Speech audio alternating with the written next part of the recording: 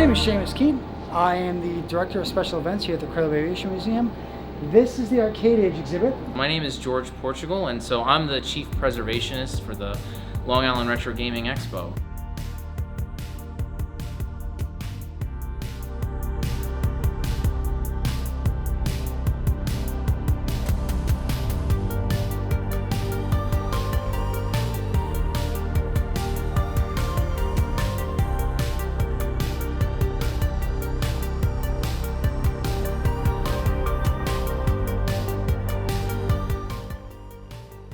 Take a look at Asteroids Deluxe really quick. I think what's nice about this game that you can really see in the dark is the vector graphics. And so one thing that's unique about them is just how extremely sharp and crisp they are. Hopefully it's coming up on camera, but that is, you know, very different from the raster monitors that we're all used to and what most of these games are, and it was something that really made them stand out back in the late 70s, early 80s. This is a beautiful game. This is a beautiful cabinet. It took us a long time to redo it and get it done. We pulled it out of a basement in Long Island. It was brutal, wasn't it? It was brutal. I mean, holy crap, it was brutal. You know, the dual monitors, neither of them were working, so they had to get both those kind of recapped and done again. And then the control panel was really messed with really badly. So we had to get all the original parts back in and working again. T-molding, body work. That's where the Bondo comes in. Like, there's lots of Bondo and stuff to get things somewhat as smooth as possibly can, then lay new graphics down. All right, cool. So here, this is Centipede. So this is a huge hit for Atari from the early 80s. What's cool about it, it's got this nice little trackball and simple game, but it's also kind of a game that's, you know, easy to pick up, but it takes time to really master it. This is a game that's kind of like a Space Invader clone. This is Gorf by Midway. What's neat about it is it has a different kind of control scheme, so you move in two directions. And as you can hear, there's synthesized voice, and that was kind of a nice little gimmick that people were into at the time. This is a game you don't see too often. This is Tutankhamun. This was made by Stern, also Konami, so this is one of the Konami's earliest entries in the US market, if I remember correctly. And it's like a maze game where you kind of go through and it's kind of similar to a game called the Tower of Draga. And yeah, very quick affair, as you can see. But yeah, what else we got here? So we've got Crystal Castles. This is a pretty popular game from Atari, and it also makes use of a trackpad, and it's got kind of like a pseudo three-dimensional sort of environment to it. It's pretty fun, and you can kind of get into it, and it's intuitive. You can get to it pretty quickly. This is a huge hit. So Atari, of course, you know, when Star Wars blew up and became a really big thing, Atari was all over it, and so they made this game, and this is a color vector monitor. So just like Asteroids and Asteroids Deluxe, you can see it has really crisp graphics, and but it's colors, so it's a little bit more vibrant, more interesting, say, than something like Asteroids was, just in terms of the display. And so it basically gets you through the Death Star, and you're blowing up the Death Star as Luke Skywalker, and it's a simple game, but it's a lot of fun. So people really love that one. All right, so we got Kangaroo here, and yeah, it's got a kangaroo. I don't really know this game, to be honest, but I have to say that this monitor is like absolutely crisp. It's really in great shape. See, all the sprites are all nice and clear, very good RGB. There's no burn-in or anything like that. Okay, so here's an awesome game. This is Joust. So this is a classic that was made by Williams. And if you've ever played Balloon Fight on the NES, that's a clone of this game. And you basically fly this little ostrich, and you gotta get everyone off of their ostriches. And yeah, it's extremely intuitive, very fun and addictive, especially when you're playing two players with others. And yeah, if you've played Balloon Fight, then you know the general mechanics of this game. It's awesome. Oh man, I love this game. This is Spy Hunter. So I played this in the arcades when I was a kid, and then of course I rented it when I was a kid and had it on the NES. And it's a never-ending game where you're just trying to, you know, get rid of the bad guys and deal with obstacles and dodge them. And yeah, so this is a game that probably a lot of you have heard of, and it's been ported on a bazillion different platforms. So this is Missile Command, also very straightforward, intuitive Golden Age kind of game. You just got to take out all the missiles and survive and not have your cities destroyed. It's got really nice side art, so this is definitely something to check out.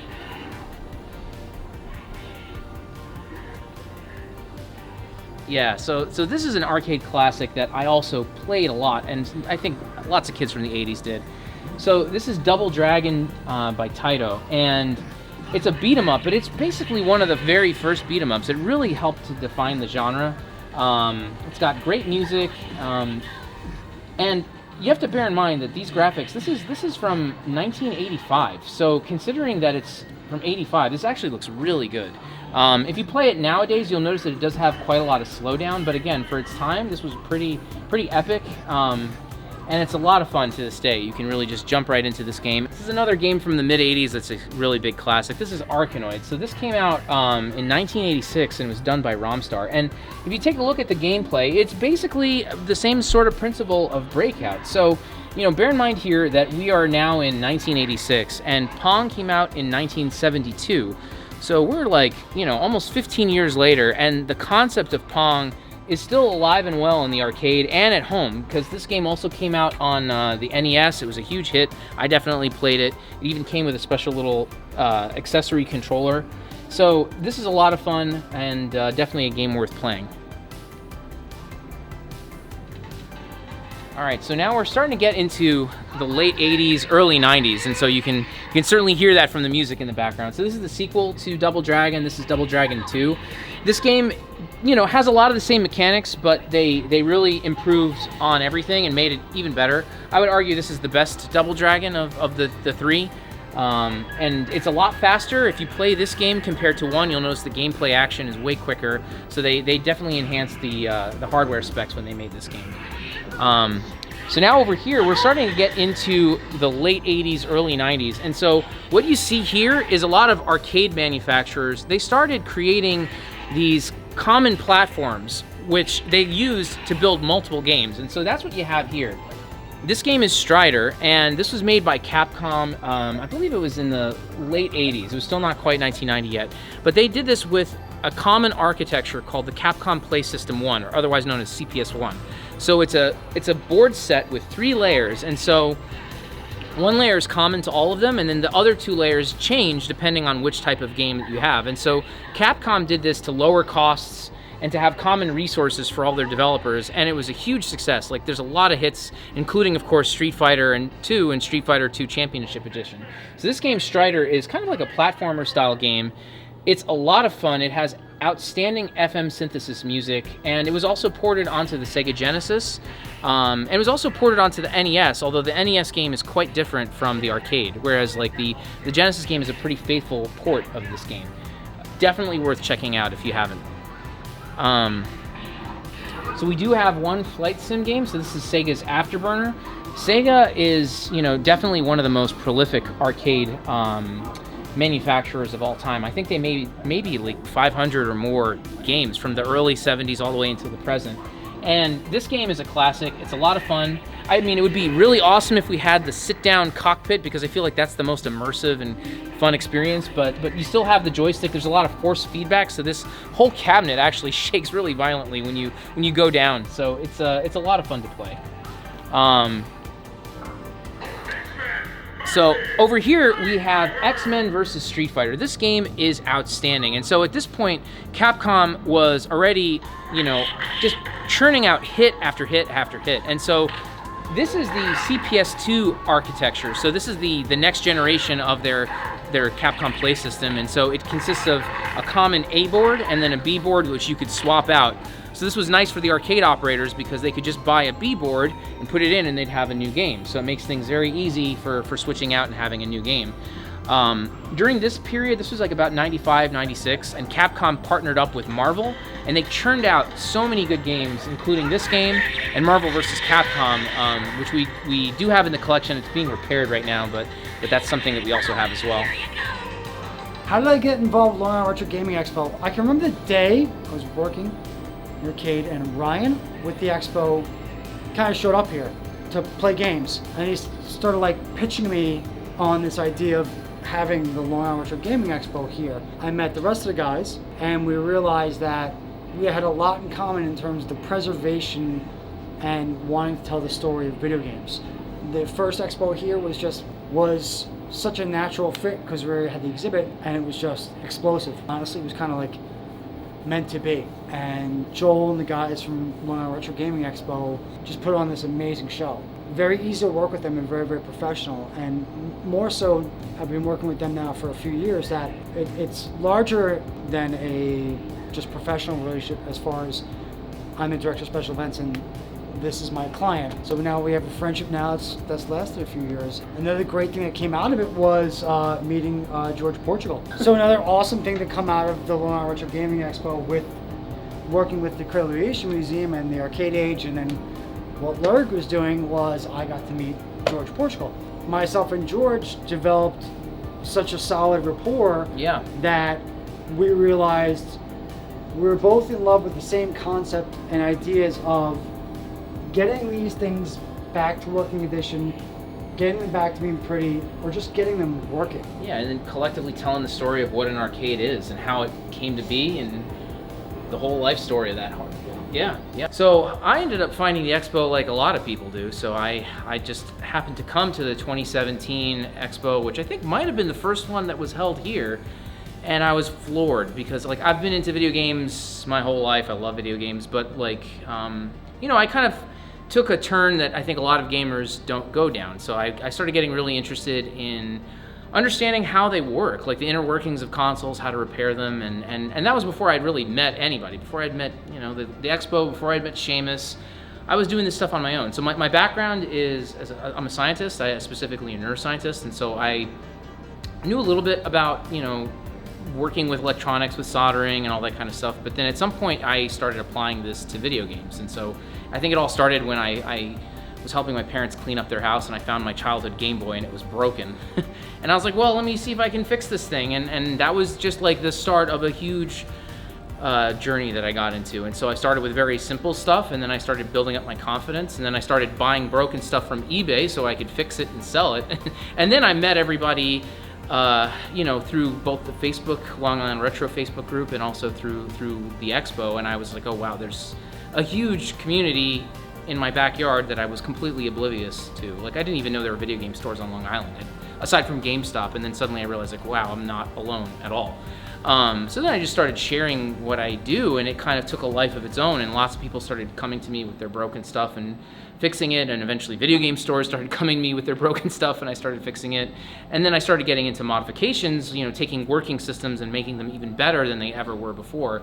And so yeah, at some point, you know, Joel, who, you know, runs the expo, ended up connecting Seamus and I, because Seamus had that Computer Space arcade, which, you know, wasn't working. And the moment I saw that cabinet, I fell in love. I was like, I need to fix this thing. Like I'm like destined to fix this thing because it's like so unique. Like there's none out there in the world. And we ended up working together and fixing it so much faster than I ever expected. I thought it would be like a year-long project, and we had it done within 2.5 weeks, 3 weeks. Yeah, it was very fast, and we had no expectation of even putting it out on the floor for the 2019 Expo, but we pulled it off.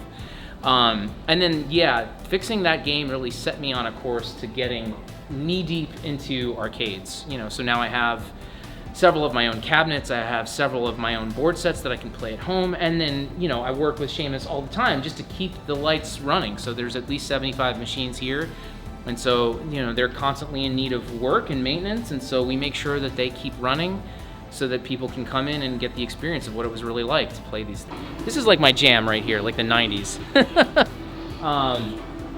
So we already talked about Street Fighter II World Warrior, and so very quickly after that, Capcom released Street Fighter II Championship Edition.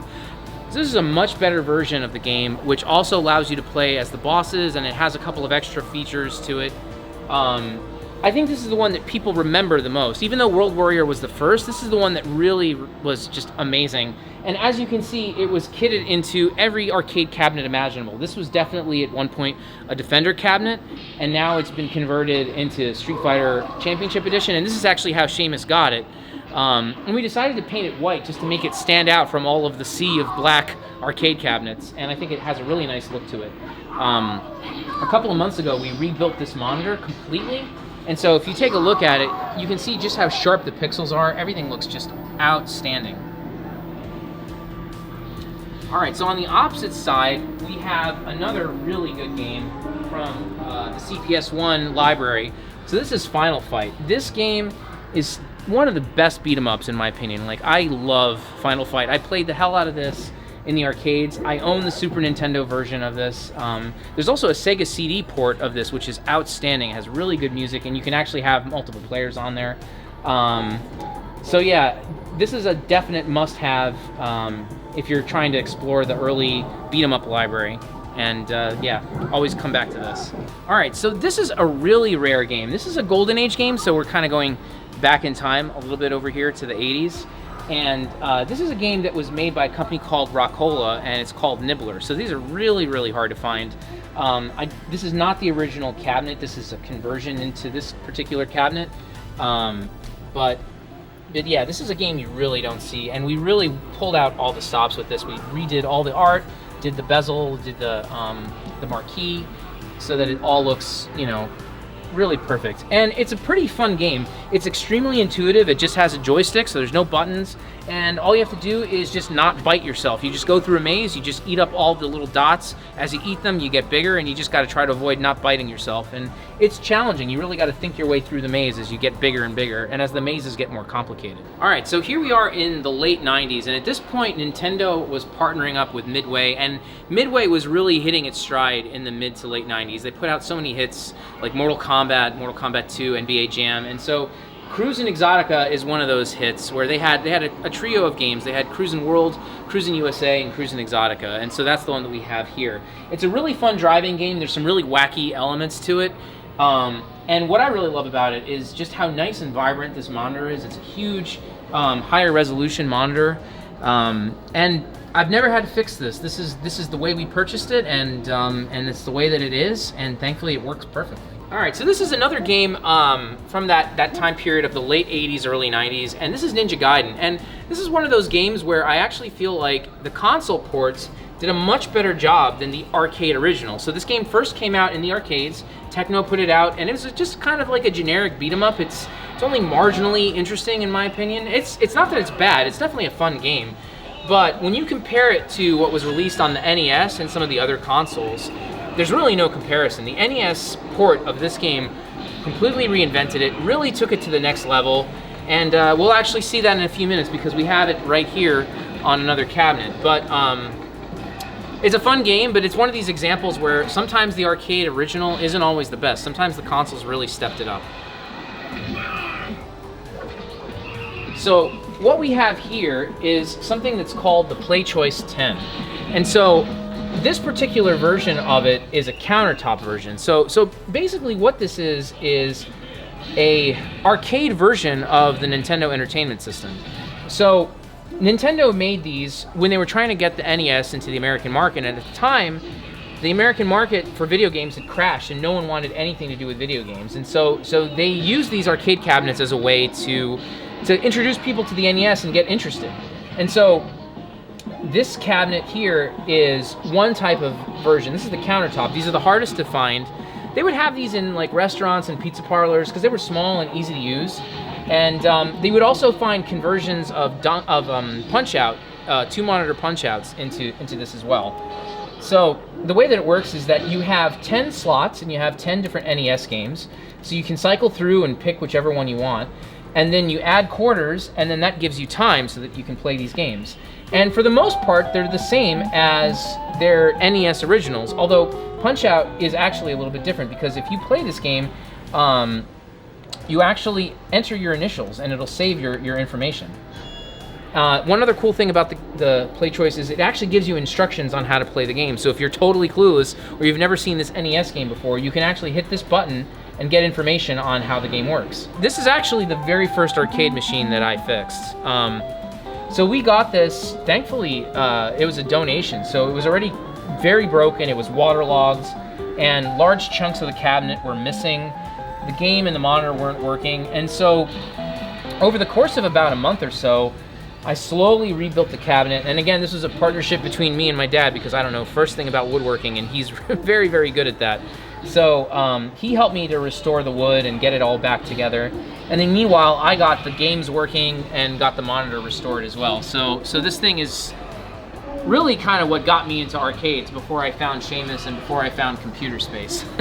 All right, so this is another late 90s arcade cabinet. This is called a sports station. So these were hugely popular in the arcades, and you could put a variety of different games on there. And so this one has two classics from the late 90s. It's got Blitz 2000, and it's got NBA Showtime, and that's what oh, actually, we're seeing Blitz right now, sorry. So you can put in your quarters, get a bunch of friends, and you can play this game 4-player. It's got these very interesting 49-way joysticks, so we had to restore these. And it's kind of a game that's similar to a computer. So it has a hard drive, it's got a graphics card, and we actually replaced the the hard drive with a solid state solution, so this thing would last even longer. So this is another awesome beat 'em up from the late 80s, early 90s, and so this is RoboCop, and this was made by Data East. This is the original cabinet, and you can tell that because Data East were known for having this curved marquee design that you can see here. So I believe that this was probably started its life as a RoboCop and never changed. It was always RoboCop. This is a really fun game. It's a beat 'em up. There's also a sequel to this, which is interesting but not nearly as fun. Like, this game is just like you just pick it up and go, and you know, there's definitely beat 'em ups with more depth than this, but still, it's a fun one to pick up and play. This is probably one of the rarest arcade cabinets that we have here in the collection, and this is a game called Sonic Championship. So it's also known in Japan as Sonic the Fighters, and it's basically a beat 'em up, or I'm sorry, a fighting game with Sonic the Hedgehog, Tails, Knuckles, and a few other characters from the Sonic franchise. So why is this game so rare? Because this was like a mid-90s game. You would think that, you know, it'd be pretty common. And of course it's Sonic, like you'd think, why wouldn't it be easy to find? Well, it turned out that there was a bit of disagreement between Sega of Japan and Sega of America when they put out this game. So they put this game out in Japan, it was very popular, there are a lot of examples of Sonic the Fighters. But Sega of America really was squeamish about the idea of having Sonic beating people up, beating up other characters. So as a result, they didn't have too many of these manufactured, so it's extremely hard to find these out there. We were really lucky to get this one. It was mostly in working condition except for the monitor. So once we repaired the monitor, that was it. This thing has been working ever since. So this is one of the few shooting games that we have at the collection, and so this is Lethal Enforcers. This is another one of Konami's hits that they made in the early 90s. It's a very popular game. They made this also for the Sega Genesis and the Sega CD. I found this at a construction site in Manhattan, and it was completely covered in soot from head to toe, and I managed to purchase it off of the foreman for about $100, and if I wasn't going to buy it, it was going to get tossed in the trash. And I didn't do anything to it. I just needed to clean it. Just get all the soot off of it and calibrate the guns, and it works. Other really cool CPS-1 stuff that people don't really talk about, man, like Commando is just a great game. Yeah. Another great CPS-1 game people don't even know about because Romstar like put it out, but it is a Capcom game. And that is this game, Black Tiger. It's a really rare game, again, because, you know, people didn't pay attention to it. There's so much to be said about There's so much to be said about Mortal Kombat. There's so much to say about changed everything. It really did. It literally changed. It changed everything for the arcade. It changed everything for the home console as well. Yeah, with the ESRB, with ratings on video games, it all comes from games like this, but very, very significantly Mortal Kombat. Yeah. It was such a cool game because, I mean, the gameplay and the fighting was outstanding, but you had motion capture. That was also a relatively new technology, so the characters looked super realistic. But not only were they realistic, you had all the blood and the gore and the fatalities.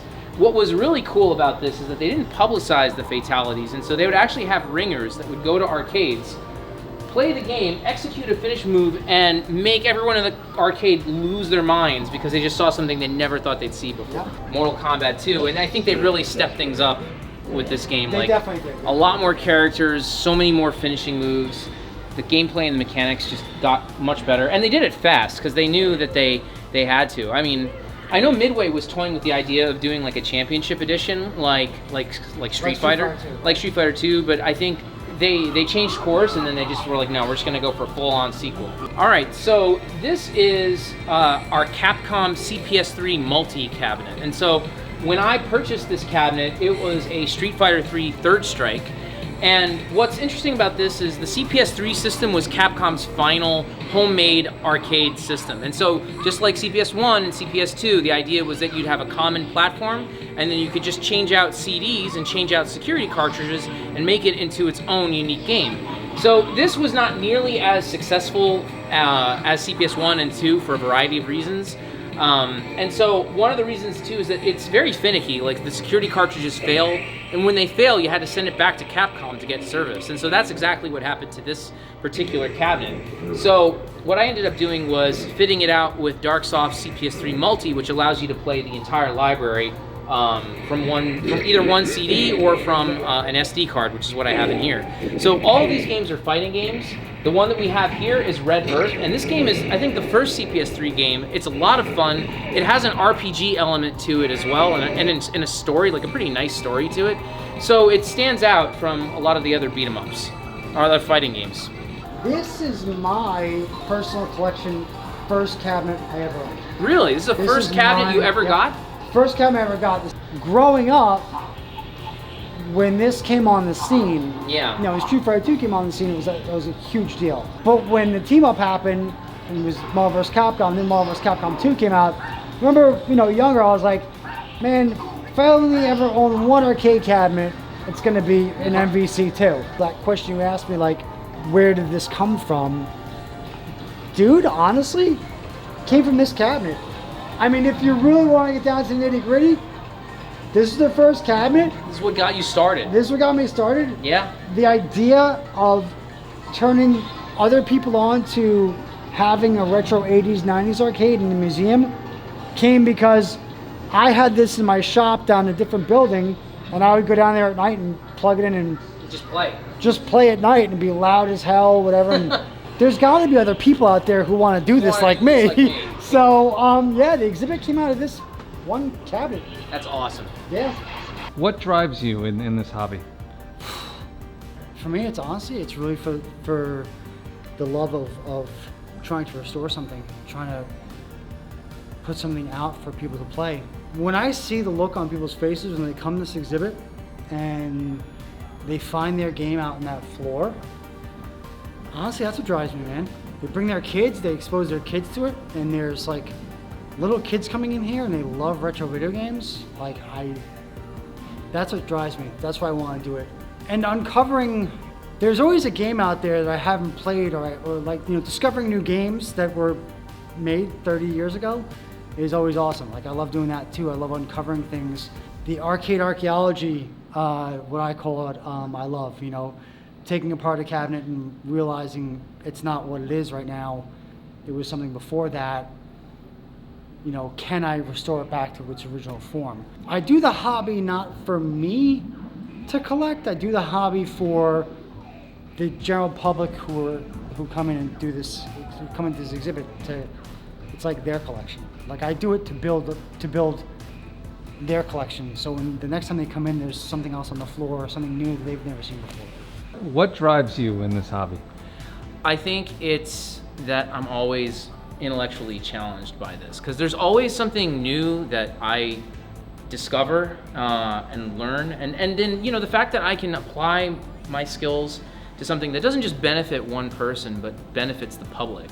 Like, I mean, it's great if I can help a collector fix some long lost rare artifact that they have, but that's not enough for me. Like, I want this stuff to be shared by the public, and I want people to see it. And so yeah, it's a combination of that, like, constant drive for learning new things, discovering new things, and then also this desire to take video game culture and make it as accessible as possible to the public. Guys, thanks for coming on a quick little tour of the arcade exhibit. The arcade exhibit is located at the Cradle Aviation Museum in Garden City, New York. The exhibit itself is open Saturdays and Sundays. We do have sessions, so it's open from 11 till 4:30. There are time sessions. Tickets are available at the box office. Tickets are available online. Check our website, www.cradleaviation.org.